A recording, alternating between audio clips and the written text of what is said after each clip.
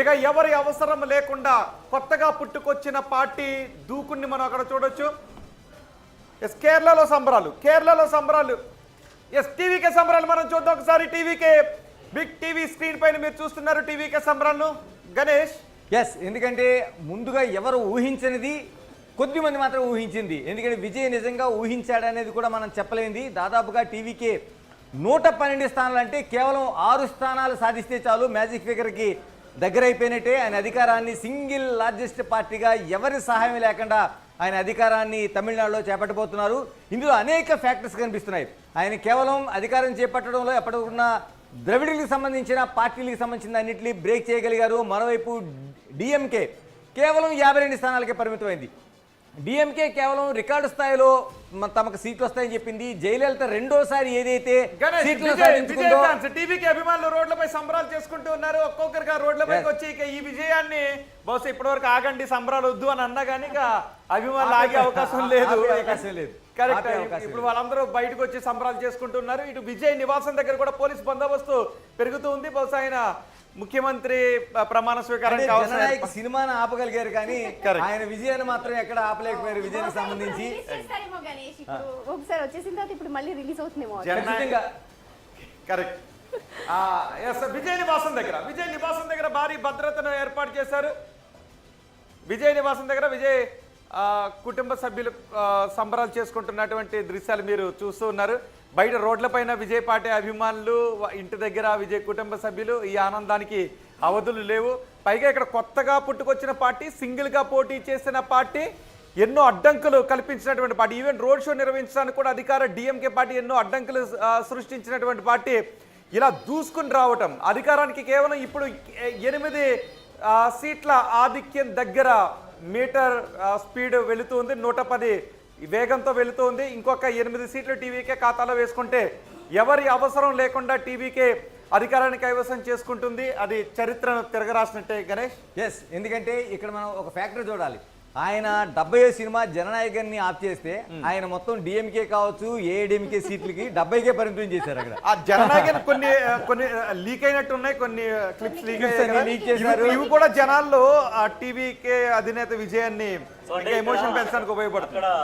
ఆయన కలెక్షన్స్ నాపేస్తే ఓట్ల కలెక్షన్ సాధించుకున్నారు.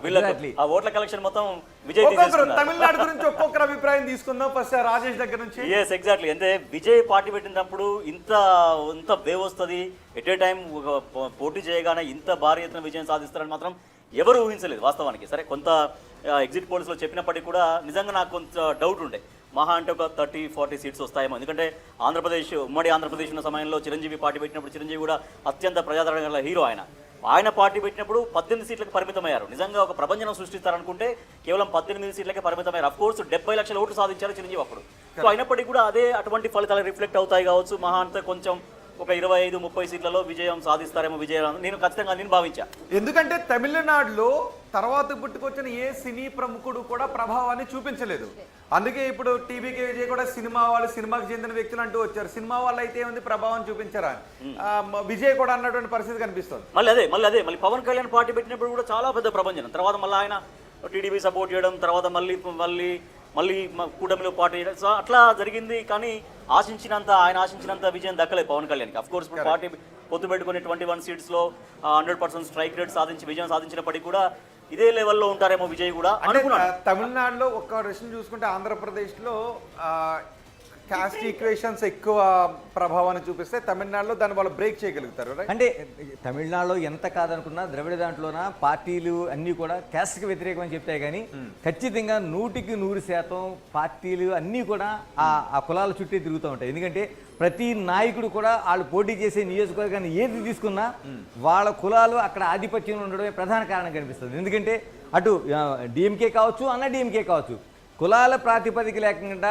తమిళనాడులో ఏ రాజకీయ నాయకుడు కూడా ఆ నియోజకవర్గంలో పోటీ చేయడు. ఇప్పుడు మనం కొళత్తూరులో జరిగిన ఏదైతే ఆయన స్టాలిన్ పోటీ చేస్తున్నది కావచ్చు, లేకపోతే చపాకు తిరువల్లికేన్లో పోటీ కావచ్చు, వీటన్నిటి చోట కూడా ఆయన సామాజిక వర్గానికి చెందిన వాళ్ళు మాత్రమే కనిపిస్తారు. కానీ ఇక్కడ కూడా బ్రేక్ అయింది.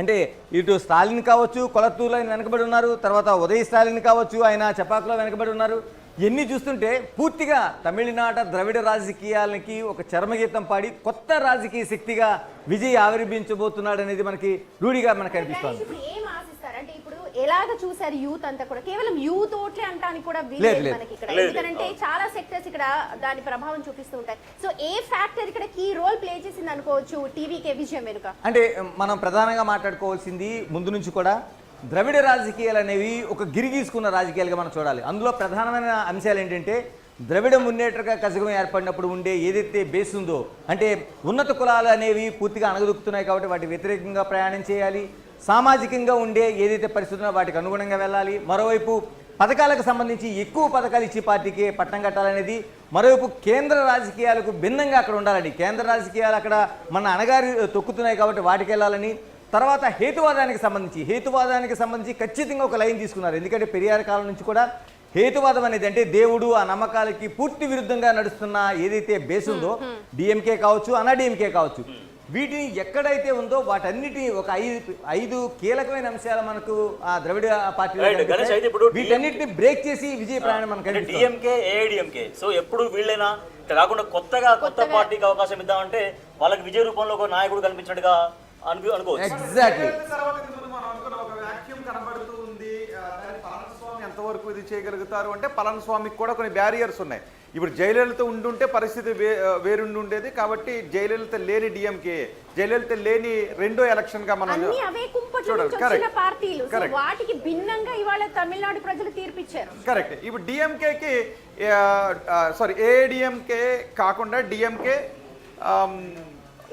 ఏడిఎంకే రాబోయే రోజుల్లో మళ్ళీ డిఎంకే ఏ విధంగా మెర్జ్ అవుతుంది, ఏ విధంగా ముందుకు దూసుకొస్తుందో మనం చూడాల్సినటువంటి పరిస్థితి కనిపిస్తుంది. ఎందుకంటే ఒక పొలిటికల్ లెగసీ నుంచి వచ్చినటువంటి నేత స్టాలిన్ కాబట్టి. ఎస్, ఒకసారి కేరళకు సంబంధించి సంబరాలు చేసుకుంటూ ఉన్నారు. ఒకసారి పూర్తి సమాచారం అందించడానికి విజయ్ మనకు అందుబాటులో ఉన్నారు. కేరళలో యూడిఎఫ్ అధికారాన్ని చేజిక్కించుకుంటుంది. పినరయి విజయన్ ఆయన అధికారాన్ని కోల్పోతున్నారు ముఖ్యమంత్రిగా. ఒకసారి ఆ సంబరాలు మనం చూస్తున్నాం. విజయ్, ఏంటి కేరళలో యూడిఎఫ్ అధికారాన్ని చేజిక్కించుకుంటున్న సందర్భంలో సంబరాలు ఏంటి? ఎస్, ఎగ్జాక్ట్లీ రోహిత్, మీరు అన్నట్లుగానే పూర్తిగా ఇటు కేరళ రాజకీయాలన్నింటి కూడా ఇటు పినరయి విజయన్ మూడోసారి అధికారంలోకి వస్తారు అన్నటువంటి దాన్ని అయితే పూర్తిగా అయితే కేరళ ప్రజలైతే తిరస్కరించారు. సో మొత్తానికి యూడిఎఫ్ అధికారంలోకి రాబోతున్నట్టుగా స్పష్టంగా కనిపిస్తూ ఉంది. ఇక్కడ 96 సీట్లలో ఇక్కడ మెజారిటీ అయితే కనిపిస్తూ ఉంది, లీడింగ్ అయితే కనిపిస్తూ ఉంది. అలాగే ఎల్డీఎఫ్ చూసుకున్నట్లయితే 41 లీడింగ్లో కనిపిస్తూ ఉంది. ఇక బీజేపీ చూసుకున్నట్లయితే 3 స్థానాల్లో కూడా లీడింగ్లో ఉంది. ఒకటి నేమం, అలాగే పాలక్కడ్, అలాగే కాసర్గఢ్లో ఇటు 3 స్థానాల్లో కూడా బీజేపీ అయితే లీడింగ్లో కొనసాగుతూ ఉంది. సో ఇప్పటికే ఇటు కేరళలో కూడా ఇటు యూడిఎఫ్కు సంబంధించినటువంటి నేతలందరి ఇళ్ల వద్ద కూడా సంబరాలు అయితే మొదలైపోయినటువంటి పరిస్థితి కనిపిస్తూ ఉంది. అండ్ ముఖ్యంగా ఎవరైతే ఇటు సీఎం క్యాండిడేట్స్గా ఉన్నటువంటి విడి సతీశన్ కావచ్చు, లేకపోతే కేసీ వేణుగోపాల్ కావచ్చు, వీళ్ళందరికీ సంబంధించినటువంటి ఇళ్ల వద్ద కూడా పెద్ద ఎత్తున సంబరాలు జరుగుతున్నటువంటి పరిస్థితి కనిపిస్తూ ఉంది. ప్రతి ఒక్కరు కూడా ఇటు కేరళకు సంబంధించినటువంటి నేతలు ఎవరైతే ఉన్నారో సో వాళ్ళకు సంబంధించి చూసుకున్నట్లయితే పూర్తిగా ఆ పార్టీలకు సంబంధించి ఎల్డీఎఫ్ కావచ్చు, లేకపోతే యూడిఎఫ్ కావచ్చు, ఈ రెండింటి మధ్యనే తగ్గఫార్ అనేది కనిపిస్తూ ఉంటుంది. ఎందుకంటే సో మొదటి నుంచి చూసుకున్నా కూడా కేవలం కేరళ ఒక 5 సంవత్సరాలకు ఒకసారి ఖచ్చితంగా పార్టీకి సంబంధించి ఆ ప్రభుత్వాన్ని అయితే మార్చేస్తూ వస్తుంది. అంటే ప్రజలందరూ కూడా ఓట్లు వేసేటువంటి విధానం మనకు స్పష్టంగా కనిపిస్తుంది. ఏ ఒక్క ప్రభుత్వం కూడా వరుసగా 10 ఏళ్ళు ఉండేది కాదు. కానీ ఇక్కడ పినరయి విజయన్ గవర్నమెంట్ మాత్రము 10 ఏళ్ల పాటు కొనసాగింది. కానీ ఇక్కడ పినరయి విజయ్కి సంబంధించినటువంటి ఏదైతే అంశం తీసుకున్నట్లయితే సొంత పార్టీ నేతలే ఇది వరకు ఆయన పైన ఆరోపణలు చేయడం కావచ్చు, లేకపోతే అక్కడ జరిగినటువంటి ఏదైతే గోల్డ్కు సంబంధించినటువంటి అంశం, గోల్డ్ స్మగ్లింగ్కు సంబంధించినటువంటి అంశం కావచ్చు, అలాగే మూడోది ఏదైతే రాహుల్ గాంధీకి సంబంధించిన అంశం తీసుకున్నట్లయితే వాయనాడ్ నుంచి ఆయన ప్రాతినిధ్యం వహిస్తూ ఉన్నారు. కాబట్టి ఇటు కాంగ్రెస్కు సంబంధించి కూడా పెద్ద ఎత్తున హవా కొనసాగిందనే చెప్పాలి. అండ్ ముఖ్యంగా తెలంగాణకు సంబంధించినటువంటి కాంగ్రెస్ నేతలు అటు